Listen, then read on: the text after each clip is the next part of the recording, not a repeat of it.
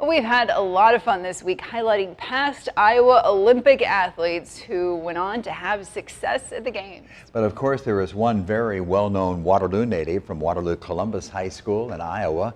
Never got his chance to showcase his amazing Olympic skills at the Olympic Games. And tonight, KWW reporter Mark Woodley has his story. Well, due to the invasion of Ukraine, Russian athletes weren't allowed to represent their country in the Paris Games. However, several were invited to compete as neutral athletes, including 10 wrestlers, all of whom declined the invitation. Now, it has some similarities to something that happened 44 years ago and cost one Waterloo native his only shot at gold. This was our casual warm-up from 1980. More than 4 decades later, Chuck Yagla is still proud of his time as a member of the 1980 U.S. Olympic team. It's still a great memory for me because it was my biggest accomplishment ever. It was an accomplishment he worked his tail off to achieve. At 26 years old, the Waterloo native and two-time NCAA champion at Iowa rolled through Olympic qualifying, ready for his opportunity to chase gold. It was an opportunity that never came. Neither the American people nor I will support sending an Olympic team to Moscow. And everybody's like, what? It's like, I think it was, more than anything, I think it was disbelief that we were going to do it. It was like, well, that's not really going to happen.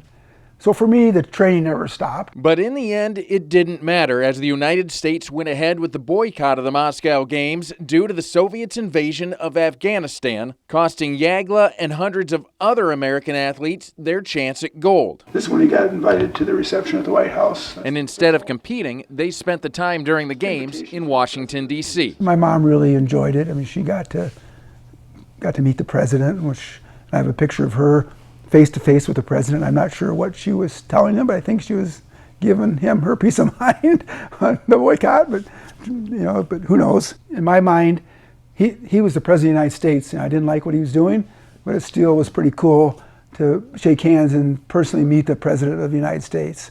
Not everybody gets to do that. Still, the moment wasn't what he wanted, and it wasn't what he worked for. But the pride he feels is unmistakable. Those are pretty cool because nobody can put these on any material. Yagla's basement is filled with memories from a long career in wrestling. This is my signature move. It's called the seat belt. From his years of officiating college and high school matches to his time spent as an assistant coach under Dan Gable at Iowa. This is most of the Olympic stuff. But most of all, from the Olympic Games, he never got to go to. But on his trip to Washington, he still netted some hardware. They had us go to the Capitol building, and they awarded each of us a congressional gold medal.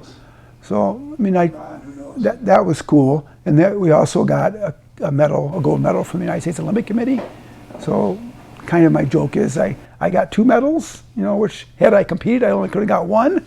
And while bothered for quite some time, Yagla now looks back at 1980 with a sense of satisfaction. I was still so proud to be an Olympian and to make the United States Olympic team. I mean, that was just for me a really, really a big source of pride and a big source of accomplishment.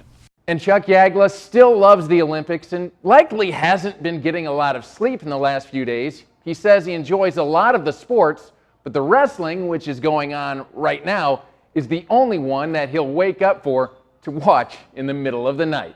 Back to you.